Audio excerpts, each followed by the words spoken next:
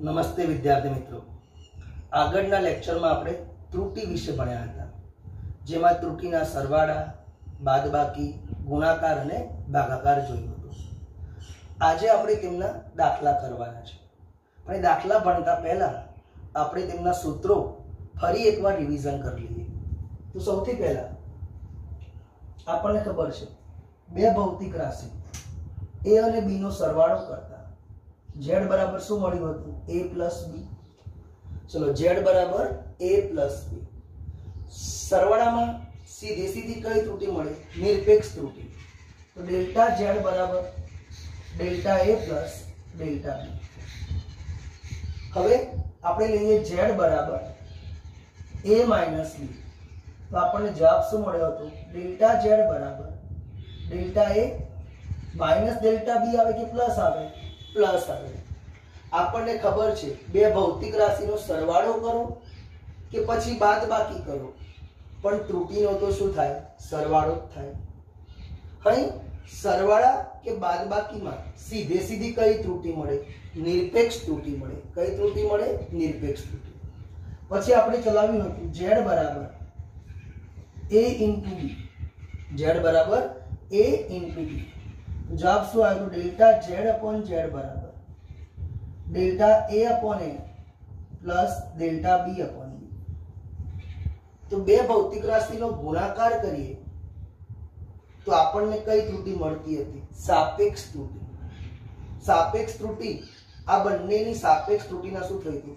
સરવાળા જેટલી થઈ હતી. આપણે આવું ચલાવ્યું હતું કે z બરાબર a ડોટ b હોય તો ડેલ્ટા z upon z બરાબર delta a upon a plus delta b upon b. અહીં ડેલ્ટા z upon z કોણ છે? સાપેક્ષ ત્રુટિ. ત્યાર પછી z બરાબર a upon b ભણ્યા હતા ભાગાકારમાં. તો શું લખાય? ડેલ્ટા z upon z બરાબર delta a upon a plus delta b upon b. તો ડેલ્ટા z upon z બરાબર જવાબ શું આવ્યો હતો? Delta a upon a plus delta b upon b. કહેવાનો મતલબ શું છે? ગુણાકાર કે ભાગાકારમાં સીધી કઈ ત્રુટિ મળે? સીધી સાપેક્ષ ત્રુટિ મળે. તો ગુણાકાર કે ભાગાકારમાં સીધી સાપેક્ષ ત્રુટિ મળે, જ્યારે સરવાળા કે બાદબાકીમાં સીધી નિરપેક્ષ ત્રુટિ મળે. બીજો મુદ્દો, અહીં ગુણાકાર કરો કે ભાગાકાર કરો, સાપેક્ષ ત્રુટિનો શું થાય? સરવાળો જ થાય. સાપેક્ષ ત્રુટિનો સરવાળો જ થાય. અહીં આપણે આવું પણ લખીએ z બરાબર a b inverse. a upon b ને શું લખીએ? b inverse. ઇનવર્સ આવ્યું એનો મતલબ ભાગાકાર જ કહેવાય. તો ડેલ્ટા z upon z બરાબર શું લખાશે? Delta a upon a plus delta b upon b. Plus જ આવે. શું આવે? પ્લસ જ. તો આપણે વ્યાખ્યા ચલાવી હતી કે બે ભૌતિક રાશિનો સરવાળો કરો કે બાદબાકી કરો, અંતિમ પરિણામમાં મળતી મહત્તમ નિરપેક્ષ ત્રુટિ બંને નિરપેક્ષ ત્રુટિના સરવાળા જેટલી થાય. જો બે ભૌતિક રાશિનો ગુણાકાર કે ભાગાકાર કરીએ તો અંતિમ પરિણામમાં મળતી મહત્તમ સાપેક્ષ ત્રુટિ દરેક સાપેક્ષ ત્રુટિના સરવાળા જેટલી થાય છે. પછી આપણે ઘાતમાં ત્રુટિ ભણ્યા હતા. ઘાતમાં z બરાબર a સ્ક્વેર લખીએ. શું જવાબ હતો? ડેલ્ટા z upon z બરાબર 2 ડેલ્ટા a upon a. આગળના લેક્ચરમાં આ બધું આપણે ચલાવેલું છે. પછી z બરાબર 1 upon a સ્ક્વેર હોય અથવા a ની માઈનસ 2 ઘાત હોય તો પણ જવાબ શું આવે? ડેલ્ટા z upon z બરાબર 2 ડેલ્ટા a upon a. ચલો, z બરાબર a ની 5 ઘાત હોય તો ડેલ્ટા z upon z બરાબર 5 ડેલ્ટા a upon a. તો કહેવાનો મતલબ શું છે? અહીંયા ધ્યાન આપજો તમે લોકો. આમાં 2 ઘાત છે તો ત્રુટિને 2 વડે ગુણાય. આમાં 5 ઘાત છે તો ત્રુટિને 5 વડે ગુણાવી. તો જેની ઘાત વધુ હોય એવી ભૌતિક રાશિનું અવલોકન બહુ જ ચોકસાઈથી કરવું જોઈએ.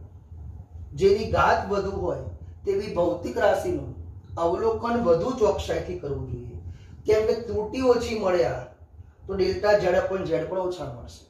પણ જો આ ત્રુટી જ વધારે હોય, 5 ગુણવાનું છે, તો આ ત્રુટી તો બહુ જ વધારે મળશે.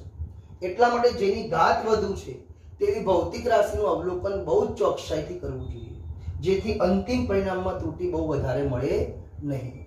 ઉદાહરણ નંબર 11. ઉદાહરણ 11. રકમ શું છે? z બરાબર a ની 4 ઘાત, b ની 1/3 ઘાત, c અને d ની 3/2 ઘાત હોય તો z માં સાપેક્ષ ત્રુટી શોધો. z માં સાપેક્ષ ત્રુટી શોધો. a ની કેટલી ઘાત છે? 4. b ની કેટલી ઘાત? 1/3 ભાગ્યા c d ની 3/2 ઘાત. હમણાં જ ચલાવ્યું. ગુણાકાર હોય, ભાગાકાર હોય કે પછી ઘાત હોય, એ બધામાં સીધે સીધી કઈ ત્રુટી મળે? સાપેક્ષ ત્રુટી મળે. તો ગુણાકાર, ભાગાકાર કે ઘાત એ બધામાં સીધે સીધી આપણને સાપેક્ષ ત્રુટી મળવાની છે. તો આપણે શું ચલાવ્યું હતું? ઘાત ગુણાઈ જાય, ગુણાકાર હોય કે ભાગાકાર હોય, ત્રુટીનો તો શું થાય? સરવાળો જ થાય. તો ડેલ્ટા ઝેડ અપોન ઝેડ બરાબર, ચલો ઝેડ બરાબર શું આપ્યું છે? a ની 4 ઘાત, b ની 1/3 ઘાત, c d ની 3/2 ઘાત. તો ડેલ્ટા ઝેડ અપોન ઝેડ બરાબર 4 delta a upon a plus ઘાત ગુણાશે 1/3 ડેલ્ટા b અપોન b. પછી ભાગાકાર આવે ના આવે, એ તો ત્રુટીનો તો શું થાય? સરવાળો છે, એટલે plus delta c upon c plus 3/2 delta d upon d. ફરી બોલું, ઘાત ગુણાશે એટલે 4 delta a upon a plus 1/3 delta b upon b plus delta c upon c plus 3/2 delta d upon d. ખબર પડી ગઈ? હવે ઉદાહરણ 12. આ મારી દ્રષ્ટિએ મોસ્ટ આઈએમપી દાખલો છે. ઉદાહરણ 12 મોસ્ટ આઈએમપી દાખલો છે. રકમ સમજો. આ એક લોલક છે. આ એક કોણ છે? લોલક. એની લંબાઈ 20 સેમી છે. એની લંબાઈ 20 સેમી છે. લોલકની લંબાઈ 20 સેમી છે. આ લંબાઈ માપવા માટે જે સાધન વાપર્યું છે, આ લંબાઈ માપવા માટે જે સાધન વાપર્યું છે તેનું વિભેદન 1 mm છે. તેનું વિભેદન અથવા ચોકસાઈ 1 mm છે. અહીં લોલક 100 દોલન પૂરા કરે છે. 1 2 એમ 100 દોલન પૂરા કરે છે. એ માટે લાગતો સમય 90 સેકન્ડ છે. એ માટે લાગતો સમય 90 સેકન્ડ છે. આ સમય માપવા માટે જે ઘડિયાળ લીધી છે તેનું વિભેદન 1 સેકન્ડ છે. તેનું વિભેદન 1 સેકન્ડ છે. ફરી રકમ બોલું છું, સાંભળો. એક સાદું લોલક છે. આ લોલકની લંબાઈ 20 સેમી છે. તો લોલકની લંબાઈ કેટલી? 20 સેમી. આ લંબાઈ માપવા માટે જે સાધન વાપર્યું છે તેની ચોકસાઈ અથવા વિભેદન 1 mm છે. કેટલા mm? 1 mm. હાઈ લોલક 100 દોલન પૂરા કરે છે. 1 2 એમ 100 દોલન પૂરા કરે છે. તો એ દરમિયાન લાગતો સમય 90 સેકન્ડ છે. હાઈ સમય માપવા જે ઘડિયાળ વાપરી છે તેનું વિભેદન 1 સેકન્ડ છે. કેટલી સેકન્ડ? 1 સેકન્ડ છે. તો ગુરુત્વ પ્રવેગ g માં પ્રતિશત ત્રુટી શોધો. ગુરુત્વ પ્રવેગ g માં પ્રતિશત ત્રુટી શોધો. પહેલા મારી વાત સાંભળો. કોઈ પણ સાધનનું ઓછામાં ઓછું માપ, કોઈ પણ સાધનનું ઓછામાં ઓછું માપ એ તેનું વિભેદન અથવા ચોકસાઈ કહી શકાય. એટલે કે તેને નિરપેક્ષ ત્રુટી લઈ શકાય. એટલે કે તેને શું લઈ શકાય? નિરપેક્ષ ત્રુટી લઈ શકાય. હું ફરી બોલું છું. કોઈ પણ સાધનનું ઓછામાં ઓછું માપ એ તેની ચોકસાઈ, વિભેદન અથવા નિરપેક્ષ ત્રુટી લઈ શકાય. સાંભળો, આ ફૂટપટ્ટી છે. તમને બધાને ખબર છે ફૂટપટ્ટીમાં ઓછામાં ઓછું માપ 1 mm. આ ફૂટપટ્ટીથી મેં પેનની લંબાઈ માપી. ફૂટપટ્ટીથી પેનની લંબાઈ માપી 14 સેમી આવે છે. તો લંબાઈ કેટલા સેમી? 14 સેમી. પણ આ ફૂટપટ્ટીમાં ઓછામાં ઓછું માપ કેટલું? ઓછામાં ઓછું માપ 1 mm. એ તમારી નિરપેક્ષ ત્રુટી થઈ જશે. એ શું થઈ જશે? નિરપેક્ષ ત્રુટી થઈ જશે. એ મારી શું થઈ જશે? નિરપેક્ષ ત્રુટી થઈ જશે. ફરી બોલું છું. આ ફૂટપટ્ટી વડે મેં પેનની લંબાઈ માપી. 14 સેમી લંબાઈ આવી, તો પેનની લંબાઈ 14 સેમી અને આ ફૂટપટ્ટીનું ઓછામાં ઓછું માપ 1 mm એ તેની નિરપેક્ષ ત્રુટિ ગણી શકાય. તો ડેલ્ટા એલ શું લખાશે? 1 mm. તે રીતે મેં ઘડિયાળમાંથી સમય માપ્યો. આ ઘડિયાળમાં સેકન્ડ કાંટો છે, આ ઘડિયાળમાં સેકન્ડ કાંટો છે, તો ઘડિયાળથી મેં સમય માપ્યો, સમજો 50 સેકન્ડ આવી, તો સમય 50 સેકન્ડ. પણ અહીં ઓછામાં ઓછું માપ કેટલું? ઘડિયાળમાં સેકન્ડ કાંટો છે તો ઓછામાં ઓછું માપ 1 સેકન્ડ, એ તમારી ડેલ્ટા ટી થશે. ચલો એ રીતે જોઈએ. મારે મારું વજન માપવું છે, મારે મારું વજન માપવું છે. સાદો વજન કાંટો જોયો હશે બધાએ, સાદો વજન કાંટો. એમાં ઓછામાં ઓછું માપ 1 kg, 0 પછી ડાયરેક્ટ 1, 2, 3 પોઈન્ટમાં હોતું નથી. તો મારી જોડે સાદો વજન કાંટો છે, એનાથી મારે મારું વજન માપવું છે. તો મેં મારું વજન માપ્યું, 70 kg આવ્યું. તો મારું વજન છે કેટલા kg? બોલો 70 kg. પણ એમાં ઓછામાં ઓછું માપ કેટલું છે? 1 kg. એ ડેલ્ટા એમ કહેવાશે, નિરપેક્ષ ત્રુટિ અથવા ચોકસાઈ અથવા વિભેદન. તો કહેવાનો મતલબ કોઈ પણ સાધનનું લઘુત્તમ માપ શક્તિ એ જ તેની નિરપેક્ષ ત્રુટિ ન આપી હોય તો લઈ શકાય. તો કોઈ પણ સાધનની લઘુત્તમ માપ શક્તિ એ તેનું વિભેદન, ચોકસાઈ અથવા નિરપેક્ષ ત્રુટિ તરીકે લઈ શકાય છે. તો હવે અહીંયા સમજો, મેં લોલકની લંબાઈ માપી 20 સેમી. અહીં ડેલ્ટા એલ 1 mm છે, એનો મતલબ મેં ફૂટપટ્ટી જ વાપરી હશે. મેં શું વાપર્યું હશે? બોલો, ફૂટપટ્ટી જ વાપરી હશે. તો માપનની ચોકસાઈ 1 mm છે, માપનની ચોકસાઈ 1 mm છે, એનો મતલબ નક્કી થઈ ગયું મેં ફૂટપટ્ટી જ વાપરી હશે. જો માપનની ચોકસાઈ 0.1 mm હોત, 0.1 mm, તો મેં કોણ વાપર્યું હોત? Vernier calipers. Vernier calipers mm નો પણ કયો ભાગ બતાવે? 10મો. તો કહેવાનો મતલબ, ફરી બોલું છું, કોઈ પણ સાધનની લઘુત્તમ માપ શક્તિ એ રકમમાં ના આપ્યું હોય તો નિરપેક્ષ ત્રુટિ લઈ શકાય. એટલા માટે ડેલ્ટા એલ શું લીધું મેં? 1 mm. આ સેમીમાં, આ mm માં, એટલે મેં લખ્યું 0.1 સેમી. શું લખ્યું? 0.1 સેમી. હવે સમય કેટલો છે સ્વદોલનનો? 90 સેકન્ડ. સમય માપવા જે ઘડિયાળ વાપરી છે તેનું વિભેદન 1 સેકન્ડ છે. વિભેદન 1 સેકન્ડ એટલે ઓછામાં ઓછું માપ 1 સેકન્ડ છે, જે આપણે ડેલ્ટા ટી 1 સેકન્ડ લઈ શકીએ, જે ડેલ્ટા ટી 1 સેકન્ડ લઈ શકીએ. બોલો, ખબર પડી? ફરી હું બોલીશ, આ બેઝિક નોલેજ છે. ચલો, મારી જોડે ડિજિટલ વજન કાંટો છે, ડિજિટલ વજન કાંટો છે, જે 0.1 kg પણ બતાવે. 0.1 kg, તો 0.1 kg, 0.2 kg, 0.3 kg, એ રીતે પોઈન્ટમાં પણ બતાવે છે. તો મારું વજન 70.5 kg મળ્યું. તો ડેલ્ટા એમ શું લેવાશે? 0.1 kg લઈ શકાય. ઓછામાં ઓછું માપ એ આપણે અહીંયા ડેલ્ટા એમ લઈ શકીએ.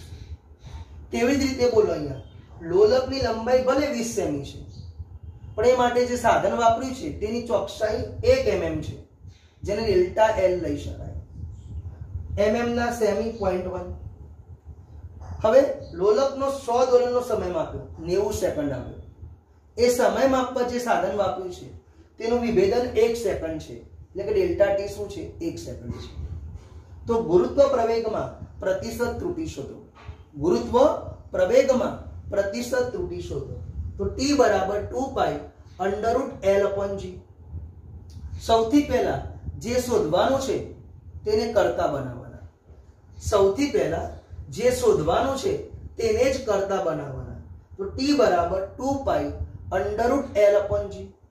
g ને કરતા બનાવવાના છે, તો વર્ગ કરો, t², 2 નો વર્ગ 4, pi² L/g. તો t² બરાબર 4 pi² L/g. g ને કરતા બનાવ્યા, તો 4 pi² L/ શું આવી ગયું? t². અહીં ભાગાકારનો નિયમ, ભાગાકારમાં કઈ ત્રુટિ મળે? સાપેક્ષ ત્રુટિ. તો ડેલ્ટા g/g બરાબર 4 pi² અચળ પદ હોય એમાં ત્રુટિ ના લેવાય, એ 0 જ ગણાય. 4 pi² અચળ પદ છે એટલે લેવાશે નહીં. તો ડેલ્ટા L/n. ભાગાકારમાં પણ ત્રુટિનો સરવાળો એટલે પ્લસ ઘાત ગુણાય 2 ડેલ્ટા ટી અપોન ટી. ફરી બોલું છું, ડેલ્ટા જી અપોન જી બરાબર delta L upon L plus 2 delta T upon T. Delta L upon L ના delta L upon L 2 delta T upon T આવર્તકાળ છે, આપણે કુલ સમયમાં જવાનું છે. આવર્તકાળ આપ્યો છે, આપણે કુલ સમયમાં જવું છે એટલે ડેલ્ટા ટી અપોન ટી કરીને. ચલો, delta L 0.1 semi, L 20 semi, 2 delta T 1 second, T 90 second. 0.1 ભાગ્યા 20 0.05, 2 ભાગ્યા 90 0.022, સરવાળો કર્યો 0.027 આવે. તો પ્રતિશત ત્રુટિમાં કેટલાય ગુણવું પડે? 100. તો જવાબ આવ્યો 2.7%. 2.7% એટલે આશરે બુકમાં જવાબ લખ્યો છે 3%. કેટલા ટકા? 3%. ફરી રિપીટ કરી દઈએ. t બરાબર 2 પાઈ અંડરરૂટ l અપોન g. તો t સ્ક્વેર બરાબર 4 pi square l upon g. તો g બરાબર 4 pi square l upon t square. અહીં કઈ ત્રુટિ મળશે? સાપેક્ષ ત્રુટિ. તો સાપેક્ષ ત્રુટિ ડેલ્ટા g અપોન g બરાબર delta l upon l plus 2 delta t upon t. તો delta l upon l plus 2 delta t upon t. l delta l 1 mm એટલે કે semi 0.1, l 20 semi, 2 delta t 1 અને t 90. તો 0.005 વત્તા 0.022, તો જવાબ આવ્યો 0.027. છેલ્લે 2.7% પ્રતિશત ત્રુટિ મળી. આશરે શું લખાશે? 3%. ફરી કહી દઉં, માપનની લઘુત્તમ કોઈ પણ સાધનની લઘુત્તમ માપ શક્તિ, કોઈ પણ સાધનની લઘુત્તમ માપ શક્તિ અથવા તેનું વિભેદન એ આપણે અહીંયા નિરપેક્ષ ત્રુટિ તરીકે લીધું છે. આપણે અહીંયા નિરપેક્ષ ત્રુટિ તરીકે લીધેલું છે. હવે સ્વાધ્યાયનો ત્રીજો દાખલો. સ્વાધ્યાયનો ત્રીજો દાખલો. રકમ શું કહે છે? ઉષ્મા ઉર્જાનો એકમ કેલરી છે. જૂલ પણ લઈ શકાય, પણ અહીંયા કયો આપ્યો છે? કેલરી. ઉષ્મા ઉર્જાનો એકમ કેલરી છે. આપણને ખબર છે 1 કેલરી બરાબર 4.2 જૂલ. 1 કેલરી બરાબર 4.2 જૂલ. અને જૂલ બરાબર શું લખાય છે? કેજી મીટર સ્ક્વેર પર સેકન્ડ સ્ક્વેર. આપણને ખબર છે જૂલ બરાબર કેજી મીટર સ્ક્વેર પર સેકન્ડ સ્ક્વેર છે. હવે એક નવી પદ્ધતિ લીધી, જેમાં દળનો એકમ આલ્ફા કેજી છે. દળનો એકમ કેજી નહીં, આલ્ફા કેજી. લંબાઈનો એકમ મીટર નહીં, બીટા મીટર છે. અને સમયનો એકમ ગામા સેકન્ડ છે. તો પછી નવી પદ્ધતિમાં 1 કેલરી બરાબર કેટલા થાય? ફરી બોલું છું, ઉષ્મા ઉર્જાનો એકમ કેલરી છે. 1 કેલરી બરાબર 4.2 જૂલ. અને જૂલ બરાબર શું લખાય? કેજી મીટર સ્ક્વેર પર સેકન્ડ સ્ક્વેર. આપણે આગળ ભણી ગયા છે. નવી પદ્ધતિમાં દળનો એકમ કેજી નહીં, આલ્ફા કે છે. લંબાઈનો એકમ બીટા મીટર અને સમયનો એકમ ગામા સેકન્ડ છે. તો પછી નવી પદ્ધતિમાં 1 કેલરી બરાબર શું થાય? પહેલા મારી વાત સાંભળી લો કે જેમ કે આપણે ભણ્યા 1 મીટર છે જૂની પદ્ધતિ. નવી પદ્ધતિમાં શું લખીએ? 100 સેમી. 1 મીટર બરાબર 100 સેમી. સમજો, મીટર એટલે એમકેએસ, સેમી એટલે સીજીએસ. નવી પદ્ધતિ એમકેએસ, સોરી જૂની પદ્ધતિ એમકેએસ છે, નવી પદ્ધતિ સીજીએસ. હવે મીટર આવે તો પણ પારિમાણિક સૂત્ર L1 લખાય, સેમી આવે તો પણ L1 જ લખાય. એટલા માટે અહીં આપણે આ રીતે લખી શકીએ N1 U1 બરાબર N2 U2. અહીં N1 ની સંખ્યા 1, N2 ની સંખ્યા 100, U1 U2 એટલે યુનિટ પદ્ધતિ, એકમ પદ્ધતિ, યુનિટ પદ્ધતિ એટલે U1 અને U2 કોઈ પણ બરાબર આવી શકે. ચલો, એ રીતે 1 કેજી બરાબર કેટલા ગ્રામ? 10³ ગ્રામ. આ પણ દળ જ છે અને આ પણ દળનો એકમ છે. અહીંયા N1 U1 બરાબર N2 U2, પણ અહીંયા N2 ની કિંમત શું લખાય? 1000. અહીં N2 ની કિંમત કેટલી લખી શકાય? 1000 લખી શકાય. ટૂંકમાં નવી પદ્ધતિ અને જૂની પદ્ધતિ માટે n1u1 બરાબર n2u2 સૂત્ર છે. n1u1 એ જૂની પદ્ધતિ માટે, તો n2u2 એ નવી પદ્ધતિ માટે. તો અહીંયા ધ્યાન આપો. સૌથી પહેલા ઊર્જાનું પારિમાણિક સૂત્ર, ઊર્જાનો એકમ જૂલ 12 - 2. તો ઊર્જાનું પારિમાણિક સૂત્ર m1l2t - 2. કેલરી દેખાય તો પણ m1l2t - 2. તો કેલરી દેખાય તો પણ પારિમાણિક સૂત્ર m1l2t - 2. જૂલ દેખાય તો પણ m1l2t - 2. તો અહીં ઉષ્મા ઊર્જાનો એકમ કેલરી છે અથવા 4.2 જૂલ છે, એટલે પારિમાણિક સૂત્ર શું આવશે? m1l2t - 2. જૂલ આવ્યું એટલે શીખવાડ્યું છે મેં, 12 - 2 લખી દેવાનું. ચલો, જૂની પદ્ધતિ, નવી પદ્ધતિ. જૂની પદ્ધતિમાં કોણ છે? 4.2 જૂલ, 4.2 જૂલ. અને નવી પદ્ધતિ એટલે આ, એમાં ફેરવવાનું છે. તો 4.2 જૂલને આ પદ્ધતિમાં ફેરવવાનું છે. જેમ કે મીટરને સેમીમાં ફેરવવું હોય તો 100 આવી જાય, કેજી ને ગ્રામમાં ફેરવવું તો 1000 આવી જાય. એમ 4.2 જૂલ એ જૂની પદ્ધતિ છે, એને આ નવી પદ્ધતિમાં ફેરવવું છે. તો મેં લખ્યું અહીંયા જૂની પદ્ધતિ, નવી પદ્ધતિ. n1u1 બરાબર n2u2, n1u1 બરાબર n2u2. ચલો, n1 કેટલા? 4.2. પછી લઈએ પેલા n2 ને કરતા બનાવીએ. n2 ને કરતા બનાવ્યા તો n1u1 ભાગ્યા u2, n1u1 બરાબર n2u2. n2 ને કરતા બનાવ્યા તો n1u1 upon u2. ચલો, n1 કેટલા છે? 4.2 છે. u1 u2 પદ્ધતિ છે, એટલે પારિમાણિક સૂત્રમાં અહીંયા m1 upon m2 mlt લખી નાખો. પહેલા mlt લખી નાખો. તો mlt અહીંયા m1 l1 t1, m2 l2 t2. ચલો, ફરી u1 અને u2 કોણ છે?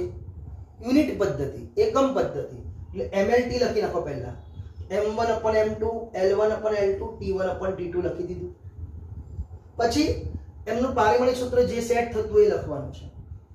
અહીંયા m ની ઉપર 1 ઘાત, l ની ઉપર 2 ઘાત અને t ની ઉપર -2 ઘાત. થઈ ગયું? ચલો, ફરી બોલો. u1 upon u2 ની જગ્યાએ શું લખી દેવાનું? mlt એટલે m1 upon m2, l1 upon l2, t1 upon t2 લખાઈ ગયું. ઉપર પારિમાણિક સૂત્ર લખી દેવાનું. m ની ઉપર 1 ઘાત, તો m વાળા પદમાં 1 ઘાત, l વાળા પદમાં 2 ઘાત અને t ની ઉપર -2 ઘાત. આવું કેમ થાય છે એ આપણે જ્યારે ઓફલાઈન લેક્ચર લઈશું ત્યારે હું તમને શીખવાડીશ. તો m1 upon m2 ની ઉપર 1 ઘાત, l1 upon l2 ની ઉપર પણ 2 ઘાત, અહીંયા 2 ઘાત છે એટલે, અને અહીંયા -2 ઘાત છે. જો અહીં પારિમાણિક સૂત્ર કંઈક અલગ હોય તો ઘાત પણ બદલાઈ જાય. હવે બોલો, m1 l1 t1 કઈ પદ્ધતિ છે? જૂની પદ્ધતિ. 1 વાળી કઈ પદ્ધતિ છે? જૂની. આપણી જૂની પદ્ધતિ કઈ છે? જૂલ છે, જૂલ અથવા કેજી મીટર સ્ક્વેર પર second square, KG metre square પર સેકન્ડ સ્ક્વેર, mks. તો જૂની પદ્ધતિ કોણ છે? mks. જૂની પદ્ધતિ કોણ છે? mks. તો દળમાં શું લખાશે? કેજી. લંબાઈમાં શું લખાશે? મીટર. સમયમાં શું લખાશે? સેકન્ડ. તો દળમાં કેજી, લંબાઈમાં મીટર, સમયમાં સેકન્ડ. સારું, આ બાજુ જુઓ. નવી પદ્ધતિ છે, 2 વાળી નવી પદ્ધતિ. તો દળનો એકમ આલ્ફા કેજી, એટલે અહીંયા m ની જગ્યાએ આલ્ફા કેજી લખાય, l ની જગ્યાએ બીટા મીટર અને સમયની જગ્યાએ ગામા સેકન્ડ, સમયની જગ્યાએ ગામા સેકન્ડ. ચલો, તો જૂની પદ્ધતિમાં દળ કેજી, લંબાઈ મીટર, સમય સેકન્ડ. નવી પદ્ધતિમાં દળ આલ્ફા કેજી, લંબાઈ બીટા મીટર, સમય ગામા સેકન્ડ. હવે શું કર્યું? કેજી કેજી ઉડી ગયા, મીટર મીટર ઉડી ગયા, સેકન્ડ સેકન્ડ ઉડી ગયા. 1 upon આલ્ફા, આલ્ફાની -1 ઘાત ગુણ્યા 1 એટલે આલ્ફાની -1 ઘાત. 1 upon બીટા, બીટાની -1 ઘાત ગુણ્યા 2 એટલે બીટાની -2 ઘાત. 1 upon ગામા એટલે ગામાની -1 ઘાત ગુણ્યા -2 એટલે શું થશે? ગામાની 2 ઘાત. તો છેલ્લે જવાબ શું આવ્યો? 4.2 આલ્ફા -1 ઘાત, બીટા -2 ઘાત, ગામાની 2 ઘાત.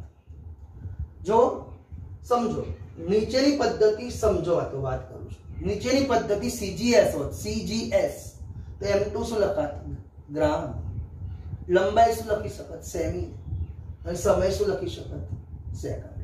તો નીચેની પદ્ધતિ CGS હોય તો દળનો ગ્રામ, લંબાઈનો સેમી, સમયનો સેકન્ડ. પણ આપણી રકમમાં તો MKS નીચેની પદ્ધતિ CGS નથી, નવી પદ્ધતિ છે.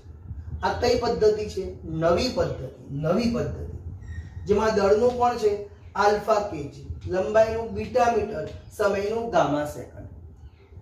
ખ્યાલ આવ્યો? તો જુઓ, પહેલા તો વાત કોની ચાલે છે? ભૌતિક રાશિ કોણ છે? ઉર્જા.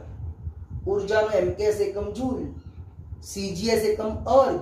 આ બધામાં પારિમાણિક સૂત્ર 12 - 2. હવે જૂની પદ્ધતિ, નવી પદ્ધતિ.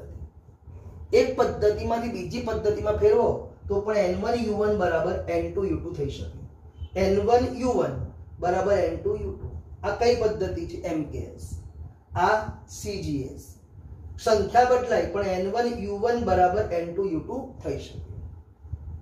તો મેં પણ એવું જ લખ્યું અહીંયા N1U1 બરાબર N2U2. N2 ને કરતા બનાવ્યા તો N1U1/U2. બોલે N1 કેટલા છે? 4.2. U1/U2 ને MLT માં લખી નાખી પેલા MLT. હવે ઉપર પારિમાણિક સૂત્ર 1 ઘાત 2 ઘાત -2 ઘાત, 1 ઘાત 2 ઘાત -2 ઘાત. વન વાળી કઈ પદ્ધતિ છે? જૂની એટલે MKS. તો mass KG, length metre, time second. નવીમાં બોલો mass alpha KG, length beta metre, સમય ગામા સેકન્ડ. 1/આલ્ફા 1/બીટા 1/ગામા ઉપર લઈ ગયા અને ઘાત ગુણી કાઢી તો આપણે સ્વાધ્યાયનો 2.5 રકમ શું કહે છે? શૂન્ય અવકાશમાં પ્રકાશની ઝડપ 1 એકમ લો. શૂન્ય અવકાશમાં પ્રકાશની ઝડપ 1 એકમ લો.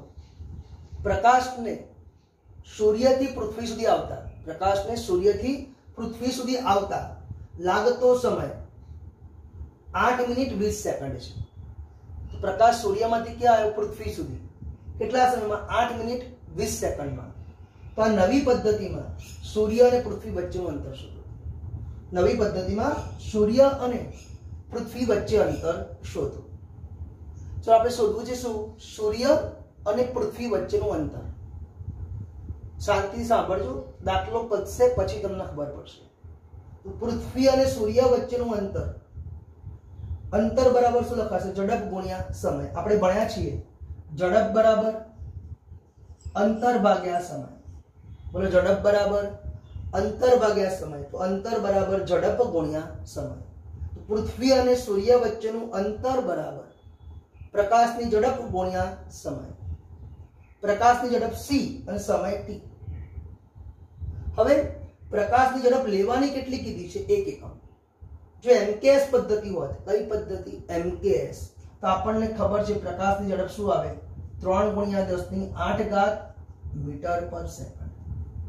તો પ્રકાશની ઝડપ 3 × 10⁸ મીટર પર સેકન્ડ MKS પદ્ધતિમાં આટલી છે. પણ હાલ નવી પદ્ધતિમાં પ્રકાશની ઝડપ શું લેવાની કીધી છે? 1 એકમ. એટલે મેં c ની કિંમત 1 એકમ લીધી. સમય કેટલો આપ્યો છે? 8 મિનિટ 20 સેકન્ડ. 1 એકમના 1 એકમ, 8 મિનિટની સેકન્ડ, 8 × 48 480 સેકન્ડ વત્તા 20 સેકન્ડ એટલે કેટલી થઈ? 500 સેકન્ડ. તો જવાબ શું આવ્યો? 509 એકમ. તો સૂર્ય અને પૃથ્વી વચ્ચેનું અંતર 500, પણ કયો એકમ? 9 એકમ. જો મેં c ની કિંમત 3/8 મૂકી હોત, 3/8 મૂકી હોત, તો પછી આ અંતર 1 AU જેટલું આવે. કેટલું આવે? 1 AU જેટલું આવી જવત. હું રિપીટ કરું છું ભાઈ, આપણને ખબર છે કે પ્રકાશની ઝડપ કેટલી? 3 × 10⁸ મીટર પર સેકન્ડ. પણ કઈ પદ્ધતિમાં? MKS પદ્ધતિમાં. તો MKS પદ્ધતિમાં પ્રકાશની ઝડપ 3/8 મીટર પર સેકન્ડ છે. પણ અહીં નવી પદ્ધતિ છે જેમાં પ્રકાશની ઝડપ 1 એકમ લેવાની છે. તો પછી આ નવી પદ્ધતિમાં પૃથ્વી અને સૂર્ય વચ્ચેનું અંતર શોધો. શોર્ટમાં રકમ આવી છે. તો પૃથ્વી અને સૂર્ય વચ્ચેનું અંતર બરાબર પ્રકાશની ઝડપ ગુણ્યા સમય. કારણ કે ઝડપ બરાબર અંતર ભાગ્યા સમય, તો અંતર બરાબર ઝડપ ગુણ્યા સમય. પ્રકાશની ઝડપ c, સમય t. હવે c ની કિંમત 3×10⁸ લેવાય, પણ કઈ પદ્ધતિ હોય તો MKS. આપણે તો નવી પદ્ધતિ છે જેમાં ઝડપ કેટલી છે 1 એકમ, એટલે મેં લીધું c ની કિંમત 1 એકમ. સમય 8 મિનિટ 200 સેકન્ડ. 8 મિનિટની સેકન્ડ 480 અને 20 એટલે 500 સેકન્ડ થઈ. તો જવાબ શું આવશે 509 એકમ. તો સૂર્ય અને પૃથ્વી વચ્ચેનું અંતર 500, પણ કયું એકમ 9 એકમ. જો અહીં c ની કિંમત 3×10⁸ મૂકી દઈએ અને દાખલો ગણીએ તો લગભગ જવાબ 1 EU ની આસપાસ આવશે. 1 EU ની આસપાસ આવશે. કમ્પ્લીટ. હવે સ્વાધ્યાયનો 2.7. એક મારી પાસે માઇક્રોસ્કોપ છે, એની મોટવણી 100 છે. ચલો, માઇક્રોસ્કોપની મોટવણી કેટલી 100. એનો મતલબ એ 100 ગણી વસ્તુ મોટી માપે છે. અને આ માઇક્રોસ્કોપમાં મેં મારા માથાના વાળની જાડાઈ માપી તો 3.5 mm દેખાય. તો મારા માથાનો વાળ કેટલો જાડો છે 3.5 mm. સમા પણ માઇક્રોસ્કોપમાં એટલો લાગ્યો. તો ખરેખર મારા માથાના વાળની જાડાઈ કેટલી હશે? તો મારે શોધવું છે શું? મારા માથાના વાળની જાડાઈ માઇક્રોસ્કોપમાં કેટલી લાગે છે 3.5 mm. ચલો ફરી બોલું છું. મારી પાસે એક માઇક્રોસ્કોપ છે જેની મોટવણી 100 છે. હવે આ માઇક્રોસ્કોપ વડે મેં મારા માથાના વાળની જાડાઈ માપી. તો માઇક્રોસ્કોપમાં આ જાડાઈ કેટલી દેખાય 3.5 mm. તો મારા માથાના વાળની જાડાઈ માઇક્રોસ્કોપમાં 3.5 mm લાગી.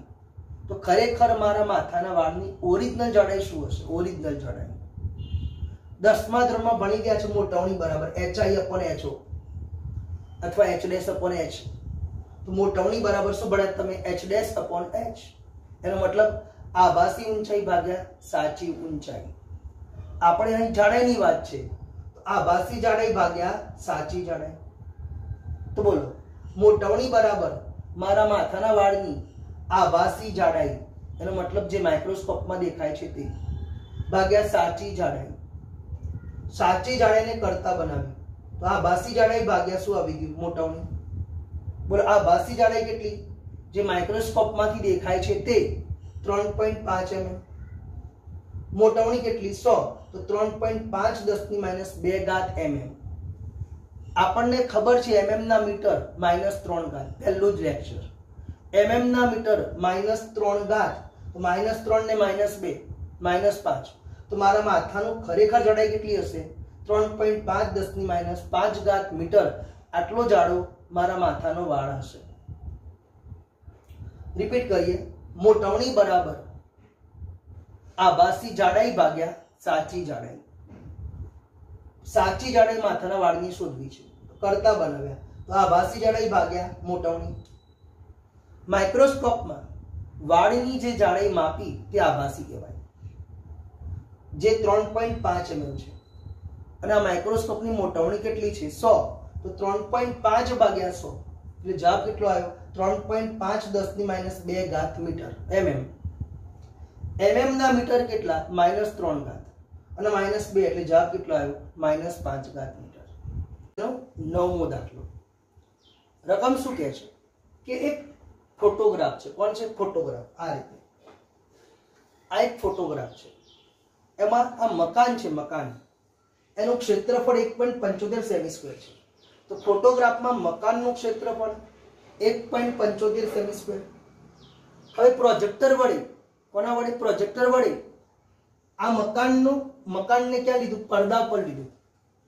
તો પડદા પર મકાનનું ક્ષેત્રફળ કેટલું? 1.55 મીટર².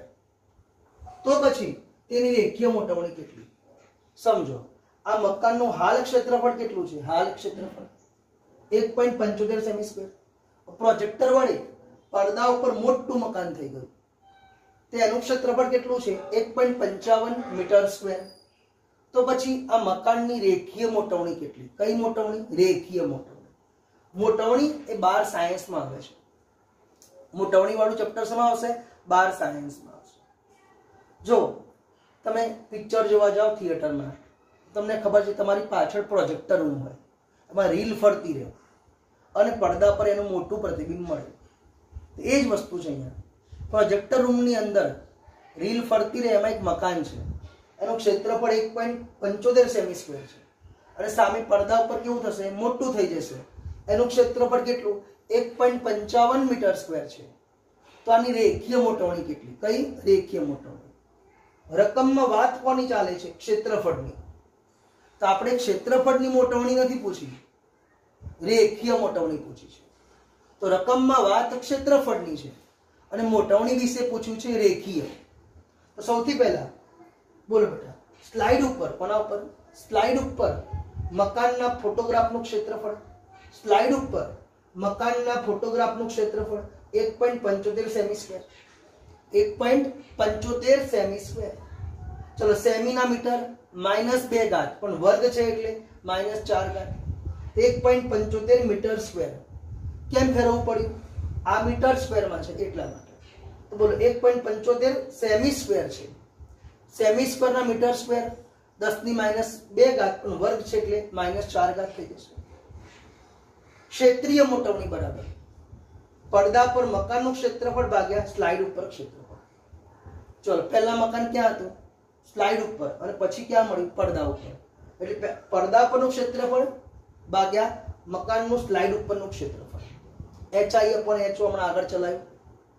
તો પડદા પર મકાનનું ક્ષેત્રફળ 1.55, સ્લાઇડ ઉપર ફોટોગ્રાફ પર 1.75 -4 ઘાત. -4 ઉપર જાય તો +4 અને આ ભાગો તો 0.8857. તો બોલો આ કઈ મોટવણી મળી? ક્ષેત્રીય. ક્ષેત્રફળના એરિયા કહેવાય એટલે મેં MA લખ્યું. તો આ કઈ મોટવણી મળી? રેખીય મોટવણી? ના, ક્ષેત્રીય મોટવણી. રેખીય મોટવણી ક્ષેત્રીય મોટવણીના વર્ગમૂળ બરાબર છે. રેખીય, આ 12 સાયન્સમાં આવશે. રેખીય મોટવણી ક્ષેત્રીય મોટવણીના વર્ગમૂળ બરાબર છે. ખાલી સમજવા માટે, સાચું નથી, સમજવા માટે. જેમ કે ચોરસનું ક્ષેત્રફળ L², લંબાઈ ગુણ્યા લંબાઈ. તો લંબાઈ બરાબર શું લખાય? √a. એવી રીતે સમજી શકાય હાલ પૂરતું. બોલો ચોરસનું ક્ષેત્રફળ L² થાય તો L બરાબર શું લખાય? √a. લંબાઈ ગુણ્યા લંબાઈ. તો L બરાબર √a. એવી રીતે અહીંયા એવું સમજવું હોય તો સમજી શકાય. મારી જોડે મોટવણી કઈ આવી? ક્ષેત્રીય. અને શોધવી છે કઈ? રેખીય. તો રેખીય મોટવણી એ ક્ષેત્રીય મોટવણીના વર્ગમૂળ જેટલી છે. એટલે આટલાનું વર્ગમૂળ લેવાનું. 10⁴ ઘાતનું વર્ગમૂળ. વર્ગમૂળ એટલે 1/2 ઘાત. બધાને ખબર છે વર્ગમૂળ એટલે 1/2 ઘાત. તો 10⁴ ઘાતનું વર્ગમૂળ 10⁵ ઘાત. કેલ્સી લેવાનું. 0.8857 દબાવી વર્ગમૂળનું બટન દબાવજો એટલે 0.9411 આવશે. આ 2 ઘાત અંદર લઈ જાઓ તો 1 2 તો 94.11 જવાબ આવે. કેટલો? 94.11. તો રેખીય મોટવણી 94.11 અને ક્ષેત્રીય મોટવણી 0.8857 10⁴ ઘાત. 4 ઘાત અંદર લઈ જઈએ તો કેટલું આવે? 8857. ફરી સમજો, શોર્ટમાં આટલું જ કહે છે. આ એક મકાન છે, દેખાય છે મકાન. આ મકાનનું હાલ ક્ષેત્રફળ કેટલું? 1.75. પ્રોજેક્ટર વડે આ મકાનને ક્યાં લીધું? પડદા ઉપર લીધું. પડદા ઉપર. તો પડદા ઉપર ક્ષેત્રફળ કેટલું મળ્યું? 1.55. તો પછી આ મકાનની રેખીય મોટવણી કેટલી? કઈ મોટવણી? રેખીય મોટવણી. પેલા બોલો બેટા, આ ફોટોગ્રાફ છે, એમાં મકાનનું ક્ષેત્રફળ 1.75 સેમી સ્ક્વેર. સેમીના મીટર -2 ઘાત, વર્ગ છે એટલે -4 ઘાત. ક્ષેત્રીય મોટવણી, કારણ કે વાત કોની ચાલે છે? ક્ષેત્રફળની. તો ક્ષેત્રીય મોટવણી એટલે પડદા પર મકાનનું ક્ષેત્રફળ ભાગ્યા સ્લાઇડ ઉપર મકાનનું ક્ષેત્રફળ. પડદા પર ક્ષેત્રફળ 1.55 ને સ્લાઇડ ઉપર 1.75 -4 ઘાત. -4 ઘાત ઉપર ગઈ તો +4 ઘાત. આ બંનેને કેલ્સીથી ભાગી કાઢો. આ કઈ મોટવણી આવી? ક્ષેત્રીય. આપણે રેખીય મોટવણી જોઈ છે, જે ક્ષેત્રીય મોટવણીના વર્ગમૂળ બરાબર છે. આનું વર્ગમૂળ લેવાનું છે. તો 4 ઘાતનું વર્ગમૂળ 2 ઘાત. આટલાનું વર્ગમૂળ 0.9411. છેલ્લે જવાબ આવ્યો 94.11. કેટલો આવ્યો? 94.11. હવે આગળ જોઈએ સ્વાધ્યાયનો 15મો દાખલો. સ્વાધ્યાયનો 15મો દાખલો. આઈન્સ્ટાઈનનો સાપેક્ષવાદ આપણે 12 સાયન્સમાં આવશે. આઈન્સ્ટાઈનનો સાપેક્ષવાદ. કોઈ પદાર્થ છે ને બેટા બહુ જ ફાસ્ટ ગતિ કરે, તેના દળમાં થોડો ફેરફાર થાય. સમજો અત્યારે હું સ્થિર છું તો મારું દળ 70 kg છે, સ્થિર છું ત્યારે. પણ હું બહુ જ ફાસ્ટ દોડું, બહુ જ ફાસ્ટ ગતિ કરું તો મારું દળ સહેજ બદલાઈ જાય. ખબર પડી? સમજો હાલ મારું દળ 70 kg પણ હું સ્થિર છું. હવે મેં બહુ જ ફાસ્ટ ગતિ કરી, બહુ જ ફાસ્ટ, તો મારું દળ સહેજ બદલાઈ જાય. અને એનું સૂત્ર રકમમાં આપ્યું m બરાબર m0 1 માઇનસ v². m બરાબર m0 1 માઇનસ v². m કોણ છે? ચલિત દળ એટલે ગતિમાન દળ. m0 સ્થિર દળ અને v કોણ છે? કણનો વેગ એટલે કે મારો વેગ. અહીં આ સૂત્રમાં સહેજ ભૂલ છે.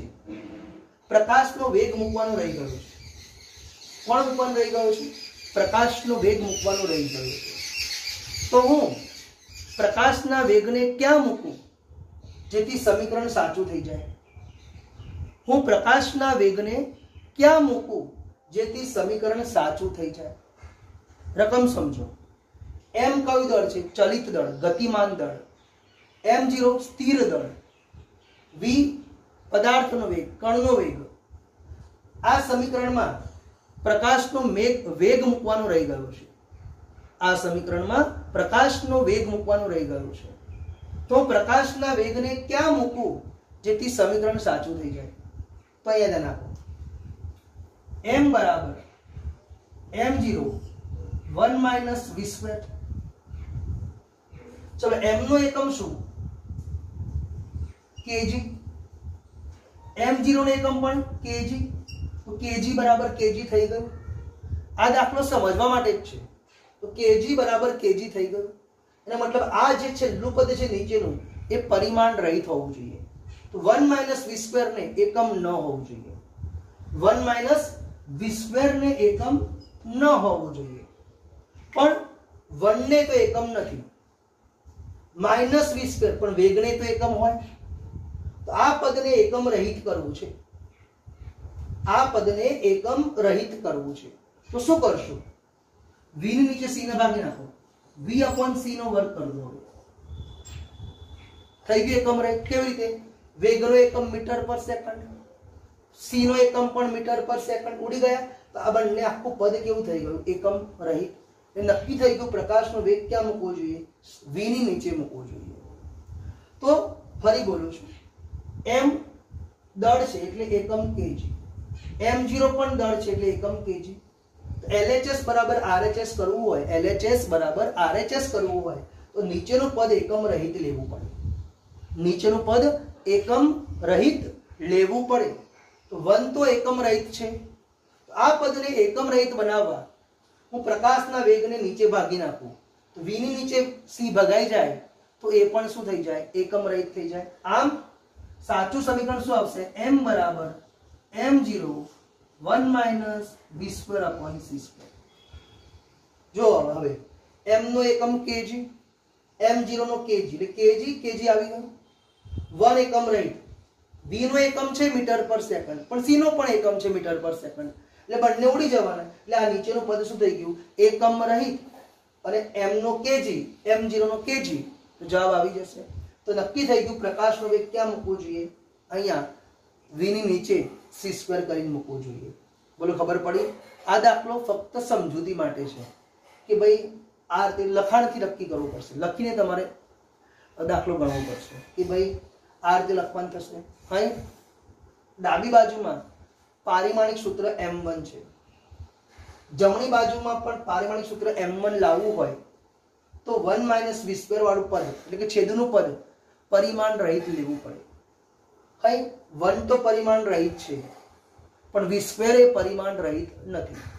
તો v² પરિમાણ રહિત નથી તો તેને પરિમાણ રહિત કરવા c² ને v² ની નીચે ભાગી દઈશું. c² ને v² ની નીચે ભાગી દઈશું તો એ પદ પણ શું થઈ જશે? પરિમાણ રહિત થઈ જશે. ખ્યાલ આવી ગયો?